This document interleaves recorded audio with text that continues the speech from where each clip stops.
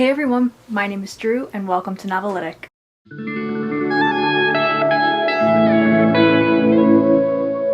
So I have a tendency to put a lot of books on hold through my library, especially since I have a Kindle. It is so easy with the click of a button from my laptop to just, put it on hold and be like, okay, it'll be a couple weeks, couple months. Yeah, no, I end up getting them all at once, and usually they're just not at a good time. So right now, I currently have 6 ebooks out from the library. I did have 7, but unfortunately one did expire today, so I did have to request it again, but that's okay. It gives me a little bit of a rest on that, a little less pressure.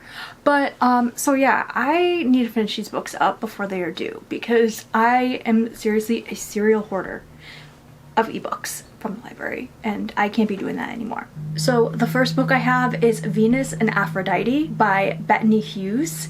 It's a non-fiction book, and it's only about 208 pages long, so it shouldn't take that long to read. I just need to do it. But Venus and Aphrodite, it's a biography of desire. The blurb on Goodreads says, it's a cultural history of the goddess of love. From the New York Times bestselling and award-winning historian, Aphrodite is said to have been born from the sea, rising out of a froth of white foam. But long before the ancient Greeks conceived of this voluptuous blonde, she existed as an early spirit of fertility on the shores of Cyprus, and thousands of years before that, as a ferocious warrior goddess in the Middle East, proving that this fabled figure is so much more than an avatar of commercialized romance. Historian Bettany Hughes reveals the remarkable life story of one of antiquity's most potent myths. Venus and Aphrodite brings together ancient art, mythology, and archaeological revelations to tell the story of human desire. It sounds so intriguing. I actually initially saw this on Shakespeare and such. I will link their Instagram down below. It sounds fascinating. I've really been on a mythology, particularly a Greek mythology kick, so to go ahead and read this would be super awesome. I'm also feeling like I'm in a little bit of a slump.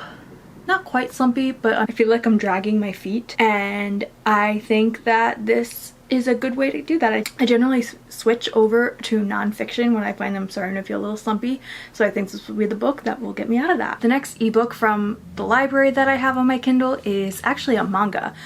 I've never read a manga on my Kindle before, so it will definitely be an experience, but it is Children of the Whales Volume 1. It is a fantastical manga, which, I like my fantasy. I'm starting to get into manga, so I think this is a good way for me to ease into that. So in this particular manga, it is a post-apocalyptic fantasy. A sea of sand swallows everything but the past. In an endless sea of sand drifts the Mud Whale, a floating island city of clay and magic. In its chambers, a small community clings to survival, almost dying young from the very powers that sustain them. Shakuro is the archivist for the Mud Whale, diligently chronicling the lives and deaths of his people. As one of the Samai wielders whose lifespans are cut short by their own magic, he knows his time is limited and is determined to leave a better record than his predecessors. But the steady pace of their isolated existence on the Mud Whale is abruptly shattered when a scouting party discovers a mysterious young girl who seems to know more about their home than they do. Sounds intriguing. Again, love me a good fantasy, and I think again this is a good way for me to get into manga more. The next book I have is Can't Take That Away by Stephen Salvatore. This is a YA contemporary. I believe it just came out. It's a very recent release. So this particular contemporary follows Carrie Parker, and they dream of being a diva and bringing the house down with a song. They can hit all the top Broadway and pop hits, but despite their talent, emotional scars from an incident with a homophobic classmate and their grandmother's spiraling dementia makes it harder and harder for Carrie to find their voice. Then Carrie meets Chris, a singer-guitarist who makes Carrie feel seen for the first time in their life. When the rush of a promising new romantic relationship, so there's some romance, Carrie finds the confidence to audition for the role of Elphaba, the Wicked Witch of the West, the school musical. Oh, that's so cool. I think I need to go listen to Wicked in the background whilst reading this, but I love reading me a queer contemporary. Again, brand new release, so I'm gonna need to dive into that because I am very certain if I do not read that book by the time it's due, someone else is gonna snatch it up and then I'm gonna have to wait, and I need to get this done before the due date. The end. So the next book I have, I've actually mentioned on one of the releases I was most excited about, and that is Firekeepers Daughter by Angeline Boulley.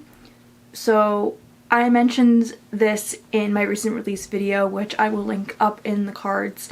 But basically, it's a YA mystery. Again, if you want to hear the synopsis, I go over it in my most anticipated releases, so feel free to click there to see my thoughts on that. But once again, it's one of those ones that there's totally a long list of people that want to read this at my library. I need to get it done, like, ASAP. So my next book is Much Ado About You by Samantha Young, and this is more of like a chick lit romance book about books, and I am curious. I think it says in the synopsis that the name of the bookstore is Much Ado About Books, but I am curious if there will be any sort of relevance or nods to Much Ado About You by Shakespeare. From what I've seen so far, a lot of what I've read, it doesn't really seem it, but I will have to see for myself. So, according to the blurb, the cozy comforts of an English village bookstore open up a world of new possibilities for Evie Starling in this charming new romantic comedy from New York Times bestselling author Samantha Young. At 33 years old, Evangeline Starling's life in Chicago is missing that something special. When she's passed over for a promotion at work, Evie realizes she needs to make a change. Some time away to regain perspective might just be the thing. In a burst of impulsivity, she plans a holiday in a quaint English village. The holiday package comes with a temporary position at Much Ado About Books, the bookstore located beneath her rental apartment. There is no better dream vacation for the bookish Evie, a lifelong Shakespeare lover. Not only is Evie swept up in running the delightful store as soon as she arrives, she's drawn into the lives, loves, and drama of friendly villagers, including Rowan Robson, the charismatic and sexy farmer who tempts Evie every day with his friendly flirtations. That's weird, but whatever. Evie is determined to keep him at bay because a holiday romance can only end in heartbreak, right? But Evie can't deny their connection and longs to trust in her handsome farmer that their whirlwind romance could turn into the forever kind of love. So again, I mean, I know there's that mention of Shakespeare. Does it actually follow Shakespeare? I don't know. The romance might be a little weird. That part sounds a little cheesy, but I need to know. I need to know if it is a Shakespeare retelling. I need to know. I need to know them all. And lastly, I have This Is How You Lose the Time War by Amal El-Mator and Max Gladstone. All I really know, I mentioned it in my TBR, I haven't read it yet, whoops, is that it is a super short sci-fi dystopian that involves time travel. I don't really want to know much more because it is a very, very short book. It seems super cool. I've heard nothing but good things. And once again, this is actually my second time taking it out. I need to finally read it. Alright, and that's it for my library haul. If you have read any of these, please let me know in the comments. Please feel free to subscribe if you want to and give this a thumbs up. Until next time, bye.